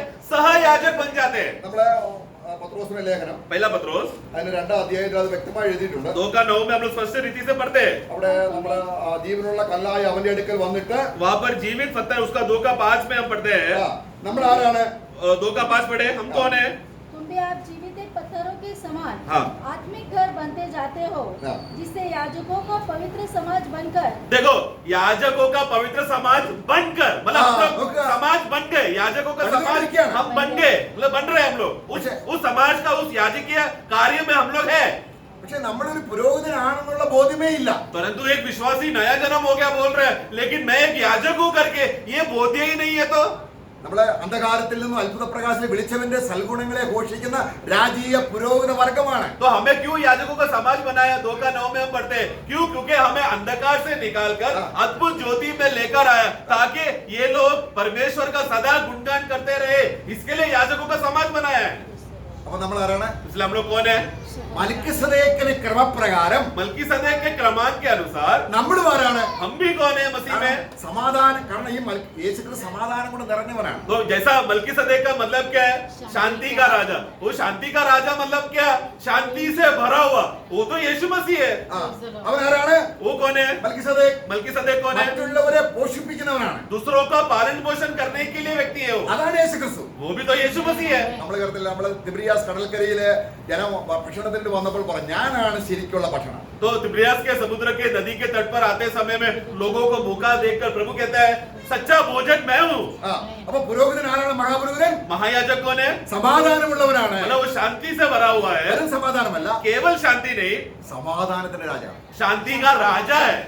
അങ്ങനെയുള്ള പുരോഹിതനാണോ നമുക്കുള്ളത്? इस प्रकार का महायाजक है क्या हमारा महायाजक? നമുക്ക് അതിനെ കുറിച്ച് എന്തെങ്കിലും ഗ്രാഹ്യമുണ്ടോ? उस बात का बोध या समझ हमें है क्या? അതോ എന്തെങ്കിലും വിഷയം വന്നാൽ ഉടനെ കർത്താവെ സഹായിക്കണേ സഹായിക്കണേ എന്ന് നിലവിളിക്കുന്ന വെറും ഒരു യാചന ശബ്ദമുള്ളവരാണോ? അതോ പുരോഹിതൻ എന്ന രീതിയിൽ ദൈവത്തെ മഹത്വപ്പെടുത്തുന്നവരാണോ? या ये बात को ना समझते हुए थोड़ा भी तकलीफ आए तो हे प्रभु मुझे बचाओ, मुझे साथ ऐसा हुआ, मेरे साथ ऐसा हुआ, ऐसा रोते रोते गिड़गिड़ाते समय हम लोग समय बिता रहे हैं क्या, वेस्ट कर रहे हैं? या फिर मेरा प्रभु कौन है करके उस महायाजक के बोध में समर्पण कर रहे हुए लोग हैं? നമ്മുടേതായിരിക്കുന്ന നിലനിൽപ്പ് മുഴുവനും ഈ മഹാപുരോഹിതന്റെ നിലനിൽപ്പിനെ അടിസ്ഥാനമാക്കിയാണ്. तो हमारा सारा चाल चलन हम लोग जिस रीति से जी रहे हैं वो किस आधार पर है? महायाजक कहां पर है? उसके आधार पर है. നമ്മൾ 7:15 വായിക്കുമ്പോൾ इब्रानियों 7:15 में हम पढ़ते ഈ हैं മൽക്കിസദേക്കിന്റെ ക്രമപ്രകാരമുള്ള മഹാപുരോഹിതൻ ये मलकीसदेक के क्रमांक के अनुसार ये जो महायाजक है ജനസംബന്ധമായ കൽപ്പനയുടെ പ്രമാണത്താലല്ല, उसका 16 पढ़े. जो शारीरिक आज्ञा की व्यवस्था के अनुसार नहीं हाँ, जो शारीरिक व्यवस्था के आज्ञा के अनुसार नहीं है. എന്ന് പറഞ്ഞ അർത്ഥം मतलब क्या है? बस मतलब क्या? മൽക്കിസദേക്ക് എന്ന് പറഞ്ഞാൽ എന്നേക്കും ജീവിച്ചിരിക്കുന്നവൻ. 15 पढ़ना. हमारा दावा और भी स्पष्टता से प्रकट होता जाता है जब मल्कीसदक के समान एक और याजक उत्पन्न हो जाता है. सॉरी, जो सदा जीता है करके उसका 17. क्योंकि उसके विषय में यह गवाही दी गई है हाँ. तुम मल्कीसदक के रीति पर युगानुयुग याजक थे. ഓക്കെ. हाँ, यस 16 पढ़ना आखिरी में करेक्ट. पर अविनाशी जीवन की सामर्थ के अनुसार हाँ, तो वो शारीरिक व्यवस्था के आज्ञा के अनुसार नहीं, हाँ. बल्कि किसके अनुसार है? अविनाशी जीवन के हाँ. सामर्थ के अनुसार. Praise वो the Lord. क्रमांक में है मलकीसदेक का क्रमांक. അപ്പൊ മൽക്കിസദേക്ക് എന്ന ക്രമപ്രകാരമുള്ള മഹാപുരോഹിതൻ നിത്യജീവനുണ്ടോ? तो मलकीसदेक के क्रमांक के अनुसार जो महायाजक है, क्या उसके अंदर अविनाशी और अनंत काल का जीवन है क्या? यीशु मसीह में है ना? वो स्वयं ही अनंत काल का जीवन है. നമ്മളോ? और हम जो उसमें है वो उनके अंदर हमने है मैं. പക്ഷെ നിത്യജീവൻ ഉണ്ടെങ്കിൽ എന്ത് സംഭവിക്കണം? तो अगर अनंत काल का जीवन है, अविनाशी जीवन है तो क्या? ആ യേശുവിനെ നോക്കി പഠിക്കണം. അതാണ് उस നമ്മൾ यीशु പറയുന്നത്. को ध्यान से देखकर हमें सीखना है और चलना है ജീവൻ വളരുന്നതാണ്, कि मतलब हमारा जीवन बढ़ रहा है कि नहीं, ജീവൻ ബലപ്പെടുന്നതാണ്. हमारा जीवन बलवान हो रहा है कि नहीं. കാരണം ഏകസത്യദൈവമായ നിന്നെയും നീ അയച്ച ക്രിസ്തുവിനെയും അറിയുന്നത് തന്നെ നിത്യജീവൻ. യോഹन्ना 17 में हम देखते हैं कि सच्चा जीवित है परमेश्वर को जानना और उनके पुत्र को जानना ही अनंत काल का जीवन है. ഇനി നമ്മൾ വായിക്കുമ്പോൾ फिर हम पढ़ते हैं ഈ മൽക്കിസദേക്കിനെ മുമ്പിൽ നിർത്തിക്കൊണ്ടാണ് യേശുവിന്റെ ഗുണങ്ങൾ പരിശുദ്ധാത്മാവ് വെളിപ്പെടുത്തുന്നത്. तो यहाँ पर इब्रानियों का दास क्या कर रहा है? पवित्र आत्मा की मदद से मलकीसदेक को सामने रखकर उसका गुण बताकर यीशु मसीह है करके तुलना करके बता रहे हो. അതിന് 7:7 വാക്യം വായിക്കുമ്പോൾ 7 का 7 में जब हम पढ़ते हैं നമ്മൾ വായിക്കുക. ये संदेह नहीं कि छोटा बड़े से आशीष ആ पाता है। അദ്ദേഹം മൽക്കിസദേക്ക് എന്ത് ചെയ്തു? മൽക്കിസദേക്ക് അബ്രഹാമിൽ ദശാംശം വാങ്ങി अब्राहमനെ അനുഗ്രഹിച്ചു. तो वहां पर मलकीसदेक ने क्या किया था? उत्पत्ति का पुस्तक में अब्राहम से जब वो दशांश मिलने के बाद उसने आशीष किया, അല്ലേ? അനുഗ്രഹ കൈ അദ്ദേഹം അബ്രഹാം മൽക്കിസദേക്ക് അനുഗ്രഹിച്ച് കഴിഞ്ഞ് ആശീർവദിക്കപ്പെട്ട് കഴിഞ്ഞതിന് ശേഷമാണ് സാലേം രാജാവ് സോദോം രാജാവ് വന്നിട്ട് പറയുന്നത്, ഞാൻ ഇച്ചിരി പണം നിനക്ക് തരാം. तो वहां पर उस समय क्या हो गया था? जैसे ही वो मलकीसदेक का राजा के द्वारा आशीषित हो जाने के बाद वो वहां पर जाते समय में तुरंत कौन आया? वहां पर सोदोम का राजा आया। सोदोम का राजा आकर क्या करने लगा? उसके साथ एक धंधा करने के लिए, एक व्यवहार करने आया। तू मुझे तेरा सेना दे दे, मैं मेरा शारीरिक दंड तुझे दूंगा। അതിന്റെ 14 അധ്യായം उत्पत्ति का पुस्तक 14 अध्याय നമ്മളെ വായിക്കാം. അതിന്റെ 23 വാക്യം വായിക്കുമ്പോൾ 23 में उसकी मैं यह शपथ खाता हूँ कि जो कुछ तेरा है उसमें न तो मैं एक सूद और न जूती का बंधन न हाँ। कोई और वस्तु लूंगा कि तू ऐसा न कहने पाए कि अब्राहम मेरे ही कारण धनी हुआ। अब्राहम उसको जवाब दे रहा है। എന്താണ് അനുഗ്രഹം? आशीष क्या है? വലിയവൻ താണവനെ അനുഗ്രഹിച്ചു. बड़ा व्यक्ति हमेशा छोटे को आशीष करता है। അതാണ് നമ്മൾ 7:7 വായിച്ചത്. अभी हमने पढ़ा ना 7 का 7 में। അപ്പോൾ കർത്താവായ യേശു ക്രിസ്തുവിൽ നമ്മൾ അനുഗ്രഹിക്കപ്പെട്ടവരാണോ? तो क्या हम लोग यीशु मसीह में आशीषित है क्या? അങ്ങനെയെങ്കിൽ ऐसा है तो ലോകം കാണിക്കുന്ന സമ്പത്തിലേക്ക് നമ്മുടെ ഹൃദയം വശീകരിക്കപ്പെടുന്നത് എന്തുകൊണ്ടാണ്? संसार हमको जो धन दौलत और संसार का आशीष जब हमको ललचाकर हमें दिखाने आता है तो उस लालच के मोह में हम क्यों गिर जाते हैं? അപ്പോൾ ആരായി? तो फिर बड़ा कौन हो गया? ശേഷമായി. तो ऐसा है तो हम लोग स्वाभाविक मनुष्य के जैसे हो गए। മൽക്കിസദേക്കിന്റെ ക്രമപ്രകാരം അനുഗ്രഹിക്കപ്പെട്ടവരെങ്കിൽ अगर हम लोग मलकीसदेक के क्रमांक के अनुसार आशीषित लोग हैं तो ഞാൻ ക്രിസ്തുവിലെ സ്വർഗത്തിലെ സകല ആത്മീയ അനുഗ്രഹങ്ങളാലും ഞാൻ അനുഗ്രഹിക്കപ്പെട്ടവനാണ്. मैं मसीह में स्वर्ग का सब प्रकार का आत्मिक आशीषों से मैं आशीषित हूँ। ഈ കാര്യം പറയാൻ കഴിവില്ലാത്തവർ പാല് കുടിച്ചവരാണ്. मतलब ये बात मतलब अधिकार से अगर बोल नहीं पा रहा है, विश्वास से बोल नहीं पा रहा है कि मेरा सारा आशीष आत्मा में स्वर्गीय स्थानों में है करके जो ये बोल नहीं पा रहा है वो विश्वासी दूध पीने वाला विश्वासी है। അത് അങ്ങനെയുള്ള കാര്യങ്ങൾ കേൾക്കാനും താല്പര്യമില്ല. और उनको प्रभु का वचन का गहराई बोलेगा तो सुनने के लिए दिलचस्पी नहीं है। ഞങ്ങൾക്ക് ഇവിടെ ഭൂമിയിൽ എന്ത് കിട്ടും? आप मुझे ये बताओ कि वचन के द्वारा भूमि में हमको क्या लाभ मिलेगा? അത് പരസവര. इसलिए ये पास्टर आप वो बोलो, ഞങ്ങളുടെ സമയം മെനക്കെടുത്താതെ हमारा समय बर्बाद ना करें। ഞങ്ങൾ അധ്വാനിക്കപ്പെട്ട് വന്നിരിക്കുന്നു. हम लोग सुबह से मेहनत करके आए हैं, ഞങ്ങൾക്ക് ഇവിടെ എന്ത് കിട്ടും? तो इधर मीटिंग में आकर अभी और आशीर्वाद की बातें बताओ। അപ്പൊ നമ്മൾ ആരാണ്? ऐसा व्यवहार अगर कर रहे हैं तो मतलब कौन है? दूध पीने वाले लोग। അല്ല, ലോക മനുഷ്യ സാധാരണ മനുഷ്യൻ. मतलब क्या आप लोग साधारण स्वाभाविक मनुष्य के समान हो गए। അപ്പൊ നമുക്ക് എന്താണ് വേണ്ടത്? तो इसलिए हमें क्या चाहिए? നമ്മൾ ആത്മാവിൽ ശക്തിപ്പെട്ട് आत्मा में बलवंत होकर ക്രിസ്തുവിനുള്ള പരിജ്ഞാനം കൊണ്ട് നിറഞ്ഞ് मसीह का ज्ञान से भरकर അപ്പോൾ അങ്ങനെ വളർന്ന മൽക്കിസദേക്കിന്റെ ക്രമപ്രകാരം പൗരോഹിത്യം കിട്ടിയ ആളാണ് പൗലോസ്. ऐसा बढ़ोतरी में बढ़ने वाला और मलकीसदेक के क्रमांक के अनुसार के रीत में जीने वाला एक दास को हम देखते हैं, वो है प्रेरित पौलुस। അദ്ദേഹം ക്രിസ്തുവിനേക്കുള്ള ജ്ഞാനം കൊണ്ട് वो मसीह का ज्ञान के द्वारा ഇവിടെ കിട്ടാനുള്ള സാധ്യതകളെല്ലാം വിട്ടുകളഞ്ഞു. यह दुनिया में उसको जो बातें कमाई का कारण था उसको कूड़ा कचरा समझ लिया। ഇനി നമ്മൾ മൽക്കിസദേക്കിനെ കുറിച്ച് നമ്മൾ വായിക്കുമ്പോൾ उसके अलावा मलकीसदेक के बारे में जब हम पढ़ते हैं വീണ്ടും നമ്മൾ അതിന്റെ 7-ാം അധ്യായത്തിലേക്ക് നമ്മൾ വരുമ്പോൾ 7वां अध्याय में, इब्रानियों का पुस्तक 7वां अध्याय വീണ്ടും നമ്മൾ വായിക്കുന്നുണ്ട്. അതിന്റെ 3-ാം വാക്യം. तीसरा वाक्य, जिसका न पिता न माता न वंशावली है, जिसके दिनों का न आदि है और न जीवन का भी अंत है, परंतु परमेश्वर के पुत्र के स्वरूप ठहरकर हाँ। वह सदा के लिए याजक बनता है। ഇവരുടെ പ്രത്യേകത എന്താണ്? मलकीसदेक का खासियत क्या है? जिसका माता पिता वंशावली മാതാവില്ല, माता नहीं है, പിതാവില്ല, पिता नहीं है വംശാവലിയില്ല. और वंश नहीं है। എന്താ അത്? ഇങ്ങനെ ഈ ശാല രാജാവിന് ഇതൊക്കെ ഉണ്ടായിരുന്നോ? तो उसका मतलब उसका अर्थ हमें समझना है। क्या शालेम राजा को ये सब बातें था क्या? उसको ഉണ്ടായിരുന്നോ? माँ बाप नहीं है क्या? ഉണ്ടായിരുന്നു. हाँ, എന്നാൽ എന്തുകൊണ്ട് രേഖപ്പെടുത്തിയില്ല? परंतु मलकीसदेक का उसका पिता कौन है, माँ कौन है, वंश कौन है, बाइबल में किधर भी लिखा नहीं है। क्यों? നാസിർവൃതക്കാരൻ. क्योंकि वो नासिर के क्रमांक का है। നമ്മൾ നേരത്തെ വായിച്ചില്ലേ? हमने जैसा पहला पढ़ा, नासिर का क्रमांक, നാസിർവൃതക്കാരൻ യഹോവയ്ക്ക് വേർപെട്ടവൻ. नासिर का क्रमांक के रहने वाले लोगों का खासियत क्या है? वो यहोवा के लिए पवित्र किया व्यक्ति अलग रहेगा। അവിടെ വായിക്കാം, അവിടെ അപ്പനാല്, तो अपना पिता हो അമ്മയാല്, या माँ हो അടുത്ത ചാർച്ചക്കാരാൽ, या नजदीकी रिश्तेदारी क्यों ना हो, അവർക്ക് വേണ്ടി അല്ല ജീവിക്കുന്നതെന്ന്. तो वो जिसने नासिर का क्रमांक के अनुसार जिंदगी जीने शुरू किया, वो अपना माँ बाप या घर वाले रिश्तेदारों के लिए नहीं जी रहा हो, वो सिर्फ यहोवा के लिए जी रहा है. അതാണ് നമ്മൾ മഹാപുരോഹിതനായ നമ്മൾ അഹരോനിൽ കാണുന്നത്. यही स्वभाव हम अहरोन में देखते हैं. അഹരോന് 2 മക്കൾ മരിച്ചുപോയി. अहरोन का 2 बेटे मर गए उधर. ദൈവം എന്ത് പറഞ്ഞു? परमेश्वर ने क्या कहा? 2 മക്കളല്ലേ മരിച്ചുപോയത്, നീ എന്റെ ആലയത്തിൽ വന്ന കര. अरे तेरा 2 बेटा मर गया ना, इसलिए तू आजा, अंदर आजा, थोड़ा देर रो ले. അങ്ങനെയാണ് പറഞ്ഞത്. ऐसा ही परमेश्वर ने कहा गया. അഹരോൻ കരയരുത്.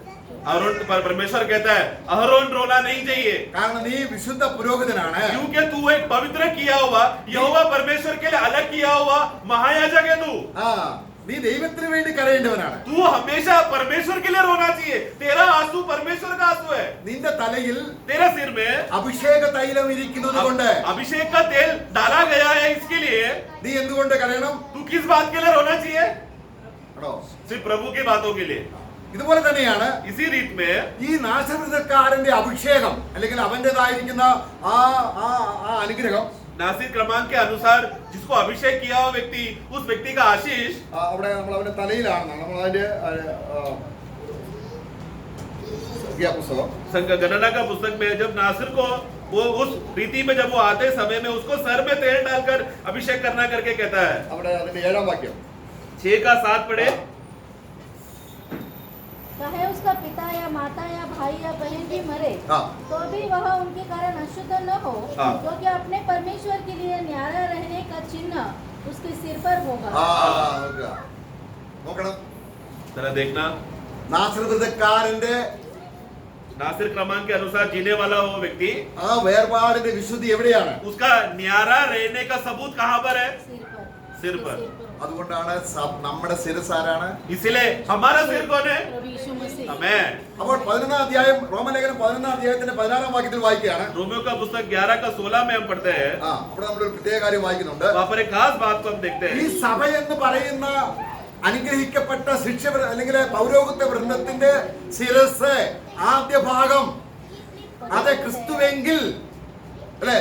तो अब कलीसिया का जो सिर है, वो सिर जो जो जो पहलौटा है, अगर वो पवित्र है तो मतलब बाकी का भाग भी क्या हो जाएगा? पढ़ना उसका 16 पढ़े. ആ, जब एक पहला पेड़ा पवित्र ठहरा, हाँ। तो पूरा गुना हुआ आटा भी पवित्र है. हाँ। और जब जड़ पवित्र ठहरी, हाँ। तो आज्ञा भी है. അപ്പൊ Amen. ക്രിസ്തുവിനെ ശിരസായി മുറുകെ പിടിക്കുക. എന്റെ വിശുദ്ധി ആരാണ്? तो मसीह को हमें सिर, मसीह जो हमारे सिर है उसको पकड़ना है. अगर वो सिर पवित्र है तो हम मसीह में पवित्र है. Praise the Lord. Amen. ദൈവം നോക്കുന്ന അതാണ്. परमेश्वर उसको देखता है, उस बात को देखता है. അപ്പൊ മൽക്കിസദേക്കിന്റെ പ്രകാരം तो मलकीसदेक के क्रमांक के अनुसार നമ്മുടെ കർത്താവായ യേശു ക്രിസ്തു हमारा प्रभु यीशु मसीह അവന് കീഴെയുള്ള പുരോഹിതന്മാരായ നമ്മളെ और हम जो उनके अनुसार उनके क्रमांक में जीने वाले लोग, उनके अधीन में रहने वाले, उनके नीचे रहने वाले सहयाजक लोग, അവൻ നമുക്ക് വേണ്ടി उन्होंने हमारे लिए എപ്പോഴും അവൻ 7:7 നമ്മൾ വായിച്ചു. ഉയർന്നവൻ അവൻ എപ്പോഴും ഉയർന്നവനാണ്. 7 का 7 में जैसा हमने पढ़ा है इब्रानियों, वो हमेशा ऊंचा है और हम नीचे है. ऊंचा व्यक्ति हमेशा नीचे को आशीर्वाद करता है. ഇങ്ങനെയുള്ള കാര്യങ്ങൾ ഒന്നും കാണാതെ तो ये सब बातें ना देखकर या समझ नहीं पा रहा है ये सब बातों को. ആത്മാവിൽ നിറയുമ്പോൾ ക്രിസ്തുവിനെ കുറിച്ച് കർത്താവ് പറഞ്ഞു, ഞാൻ പോകുന്നത് നല്ലത്. अगर आत्मा में भरना मतलब क्या है? मसीह से भर जाना है उसका मतलब. क्योंकि मसीह प्रभु ने क्या कहा?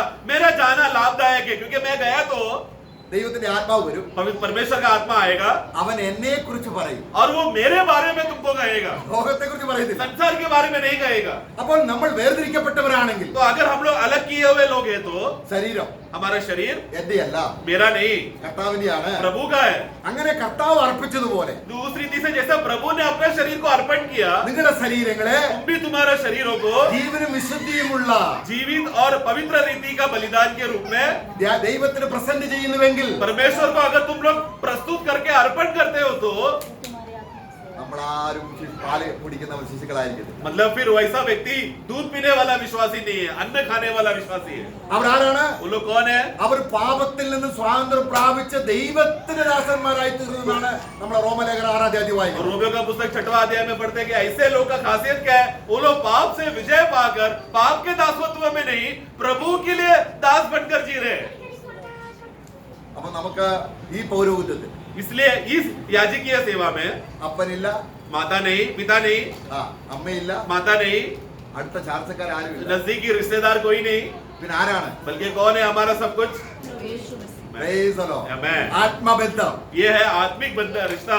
ആത്മാവിൽ आत्मा में നാം പിതാവിന്റെ മക്കളാണ് ക്രിസ്തുവിനെ പോലെ. हम आत्मा में जैसा मसीह परमेश्वर पिता का संतान है, पुत्र है, उसी रीति से हम भी है। നമ്മൾ നേരത്തെ കണ്ടു മൽക്കിസദേക്ക് ആരാണ്? രാജാവുമാണ് പുരോഹിതനുമാണ്. हमने देखा मलकीसदेक के बारे में, हमने विशेष को देखा, वो राजा भी है और परम प्रधान परमेश्वर का महायाजक भी है। അത് തന്നെയാണ് നമ്മളിവിടെ വെളിപ്പാട് പുസ്തകം അതിന്റെ 1-ാം അധ്യായം 6-ാം വാക്യത്തിൽ നമ്മൾ വായിക്കുമ്പോൾ हम लोग यही बात, हम लोग प्रकाशित वाक्य उसका पहला अध्याय का 5 का आखिरी भाग और 6 में हम पढ़ते हैं। ആ, 1 का 5 का आखिरी भाग, जिन्होंने हमसे प्रेम किया वहां से, ആ, वह हमसे प्रेम रखता है हाँ। और उसने अपने लहू के द्वारा हमें पापों से छुड़ाया है हाँ। और हमें एक राज्य और अपने पिता परमेश्वर के लिए याजक भी बना दिया। उसी की महिमा और पराक्रम युगानुयुग रहे, आमीन। मैं അപ്പൊ നമ്മൾ ആരാണ്? तो अभी हम लोग कौन है? राजा രാജാവാണ്. हम लोग राजा है, നമ്മൾ രാജാക്കന്മാരാണ്. हम लोग राजा है। അപ്പോൾ തന്നെ ആരാണ്? उसी समय में हम लोग कौन है? കാരണം ക്രിസ്തു എങ്ങനെയൊക്കെയാണോ അങ്ങനെയൊക്കെ. मतलब मसीह जिस रीति में पुनरुत्थान में है वैसे ही हम है, പക്ഷെ ഈ കാര്യത്തെ കുറിച്ച് ബോധ്യമില്ല. परंतु ये बात में कोई ज्ञान नहीं, बोलते नहीं, समझने के लिए मन नहीं। അപ്പൊ നമ്മൾ ആരാണ്? तो फिर हम लोग कौन है? സാധാരണ മനുഷ്യൻ. स्वाभाविक मनुष्य के समान हो गए। ആത്മശക്തി ഇല്ല. मतलब आत्मा का बल नहीं। നമ്മളെ കള്ളനെ കണ്ടാൽ കള്ളനോട് കൂടി കൂടുന്നു.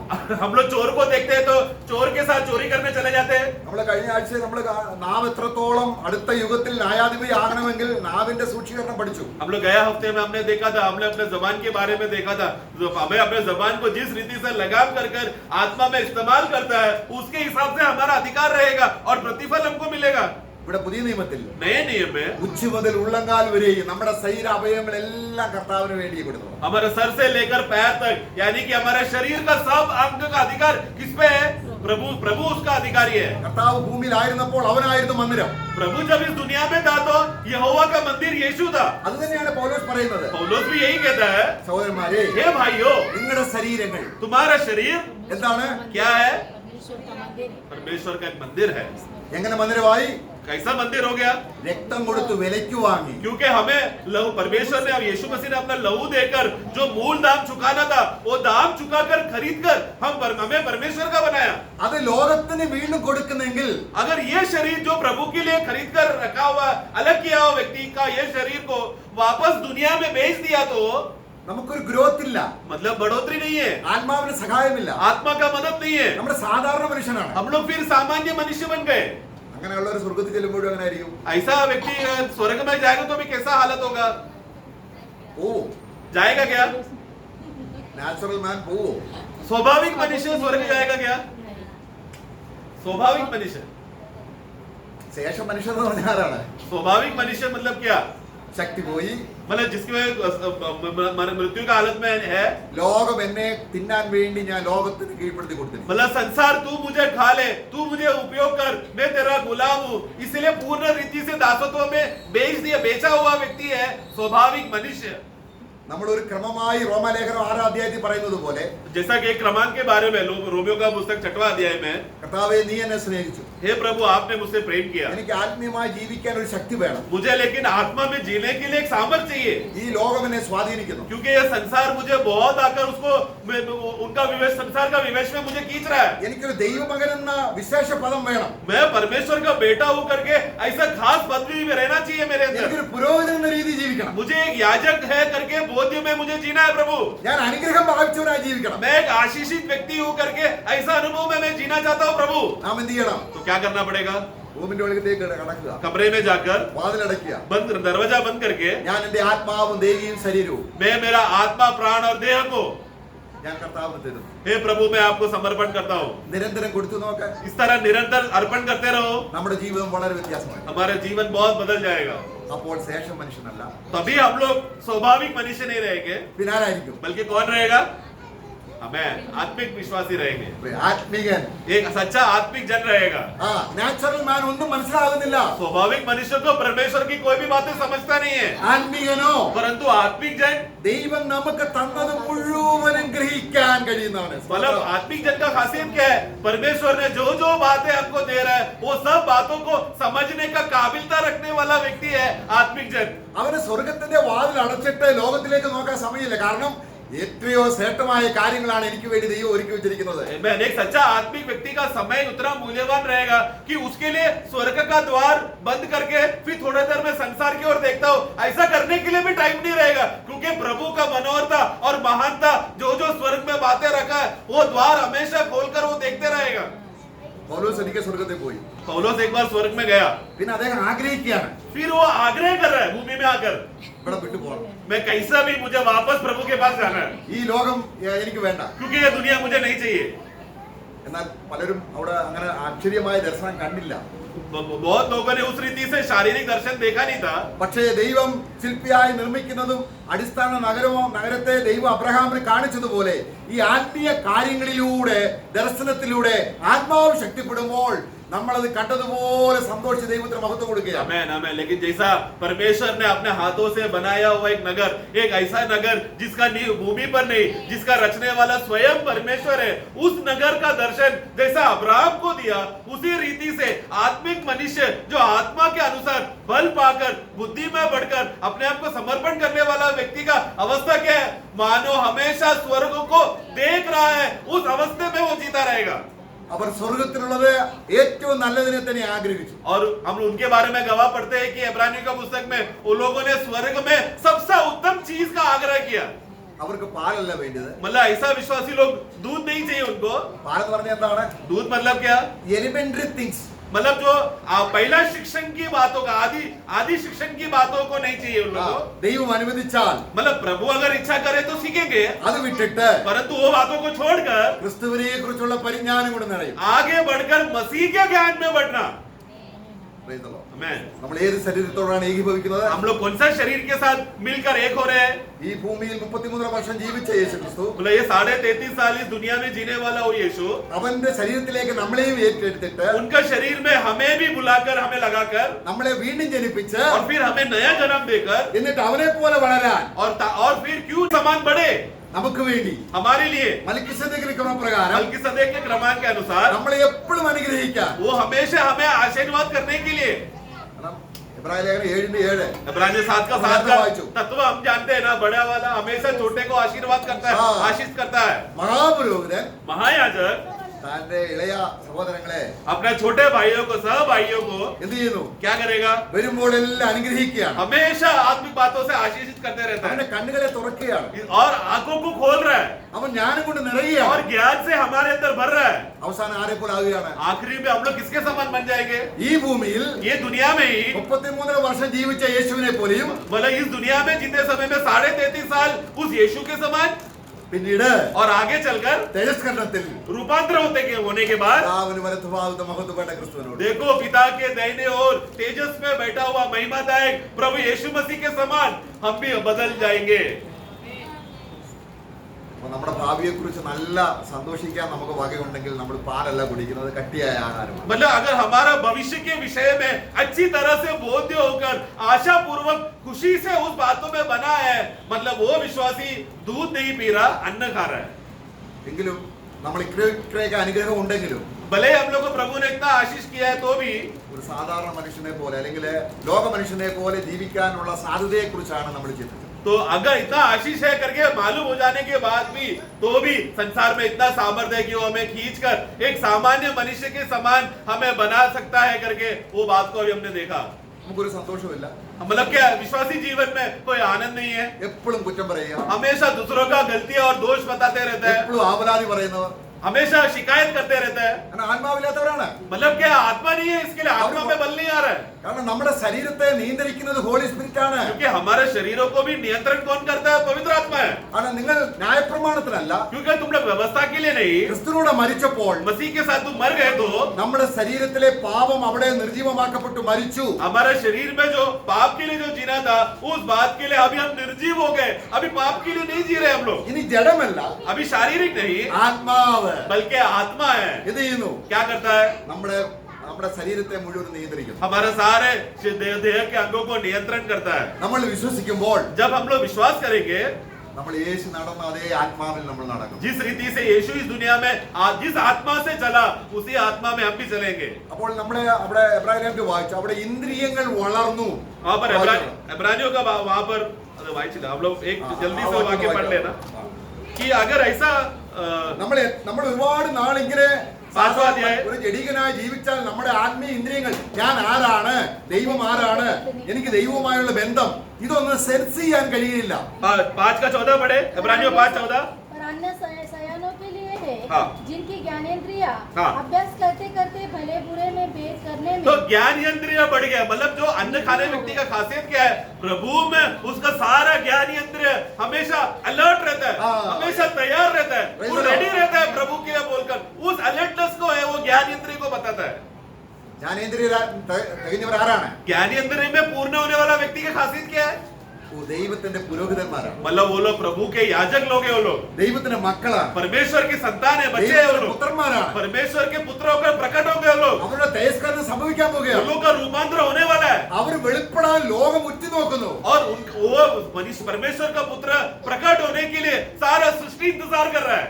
പിതാവായ ദൈവം ആഗ്രഹിക്കുകയാണ്. पिता परमेश्वर का आग्रह है. ആത്മാവെന്ന് ആദിദാനം ലഭിച്ചവരുടെ ഹൃദയം അവരുടെ ആ പുത്രത്വത്തിന്റെ തേജസ് ഒന്ന് വെളിപ്പെട്ടിരുന്നെങ്കിൽ ദൈവത്തിന് തന്റെ മക്കളെ തേജസ്സിൽ കാണാൻ ആഗ്രഹിക്കുന്നു. मतलब आत्मा में जो पहला दान का उस अवस्थे में वो लोग मिल जाने के बाद पिता परमेश्वर का आग्रह है कि किस रीति से भी ये लोग प्रकट हो जाए कि ये लोग मेरे पुत्र है करके.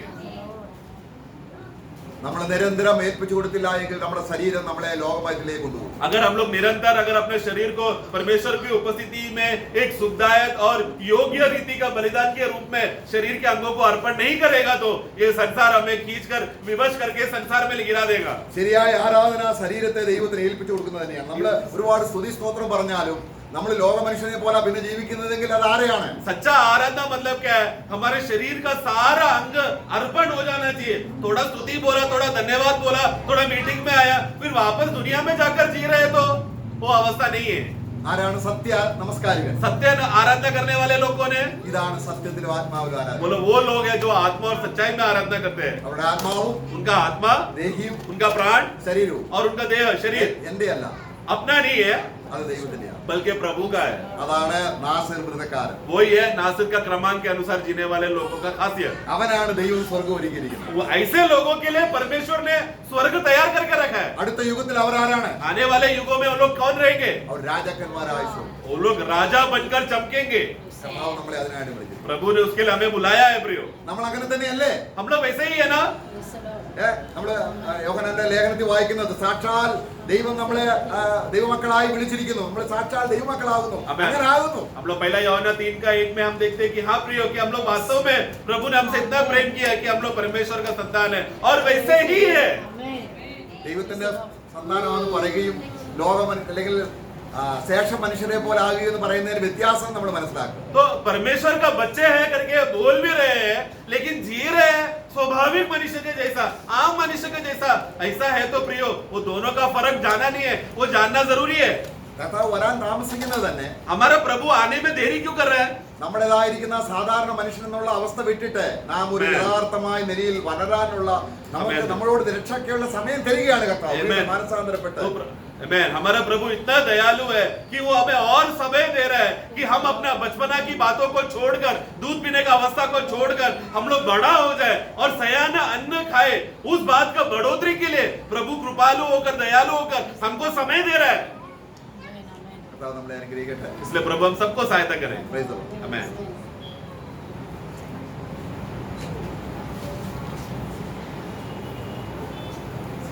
Praise the Lord. Praise the Lord. प्रभु ने बहुत अच्छा रीति में आत्मिक जीवन का बहुत बड़ा रहस्य खोलकर समझाया। मंडली में 3 प्रकार के लोग हैं। एक स्वभावी लोग है, जिसका उद्धार नहीं हुआ, जिसका नया जन्म नहीं हुआ, इसमें प्रभु की आत्मा नहीं, वो लोग नहीं समझ पाता। आज हो सकता है सुनने वाले में कई लोगों को कुछ भी समझ में नहीं आया होगा और कुछ लोग हैं कुछ समझा, वो शारीरिक है। जैसे आत्मिक जीवन में नया जन्म पाने के बाद में जैसा बढ़ोतरी होना चाहिए, बढ़ोतरी नहीं हुआ। पर जो कुछ आत्मिक है, आत्मिक जन सब कोई समझता है ना। बहुत बड़ी बात है क्योंकि वो आत्मिक जीवन में उन्नति पाते हुए उसका जीवन प्रभु के लिए जीने वाला अनुभव में आ गया। मैं एक सच्चा नासिर का बात अभी आपने सुना है ना। एक प्रभु के लिए अदर किया हुआ व्यक्ति नासिर का खास करके 4 जिम्मेवारी वहां पर है। मतलब रुकदास ने शॉर्ट में बताया, मतलब बहुत बड़ी बात है। जब वो 6 अध्याय में पहली बात, वो अपने आप से प्रेम नहीं करता। एक नासिर व्यक्ति अपने आप से प्रेम नहीं करता। उसके 6 अध्याय का 6-7 वजन कौन सा गणना। और दूसरी बात, वो दुनिया के सारे मतलब संसारी मजाओं से या संसारी विधि का उल्लास आनंद इन बातों से दूर रहता है, क्योंकि वो शराब नहीं पी सकता। मतलब उस बातों से उसका 3 और 4 बजे। और तीसरा बात हमने देखा, उसका मतलब सिर मुंडना नहीं। इसका मतलब अर्थ क्या है? सिर कौन है हमारा? यीशु मसीह। यीशु मसीह की बातों को कभी इनकारना नहीं। Praise the Lord. और 4वां बात, मतलब मृत्यु से दूर रहना या कोई शव को छूना नहीं। इसका मतलब क्या है कि किसी प्रकार का हमारे जीवन में अपवाद नहीं आने देना। मृत्यु सड़ा हुआ अनुभव किसी प्रकार का निंदा का कारण होने नहीं देना। बहुत बड़ी बात है। बहुत गहराई में नासिर वृद्ध का बहुत गहरा अर्थ उस चैप्टर में है। आप लोग आराम से पढ़ने से आपको बहुत बड़ा डीडी में आपको समझेगा। तो मैं प्रभु को धन्यवाद देता हूँ। अपने जीवन में हम कौन है? हम प्रभु के लिए अलग किया हुआ लोग है ना। इक्लीसिया का अर्थ क्या है? प्रभु के लिए अलग किया हुआ जो है ना। प्रभु ने उसके विशेष उद्देश्य के लिए अलग किया है। आज हमें कितना बड़ा पदवी दिया। आज भी बहुत पवित्र लोग ये जानते नहीं मैं कौन है ना। इसलिए अपन क्या करता? वचन सुनता है पर उसके अनुसार चलता नहीं, पर उस प्रकार का काम नहीं होता। अपने बच्चों को बोला, इधर आओ, तो जा करके एक दूध पैकेट लेकर आओ। सुना, किया ही नहीं। क्यों? उसको जिम्मेवारी समझता नहीं। आज भी मंडली जीवन में कितनी लोग हैं प्रियो, कितनी बार कितनी भी रीति में समझाओ, लेकिन आता सुनता और जाता, फिर आता सुनता जाता, पर प्रभु का महिमा होता है क्या है? हमारे जीवन में जब तक हमारा आत्मीय जीवन की बढ़ोतरी नहीं होगा, हम प्रभु चाहने वाला प्रभु का हाथ में एक उपयोगी बर्तन नहीं बन सकेगा। तो प्रभु ने हमें बहुत बड़ा उद्देश्य चुना है।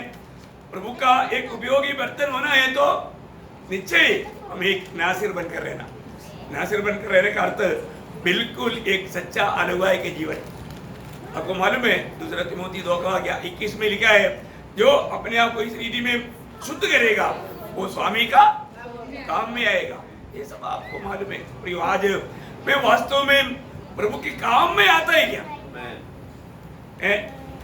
हमें अभी भी बच्चों की नहीं तो दूध पीने की अवस्था है। अभी भी सिर्फ कितना साल हो गया? 20 साल हो गया, अभी भी बोतल में दूध पीते रहता। 20 साल का कितना मजा आता है ना। दुखदायक बात है ना प्रियो।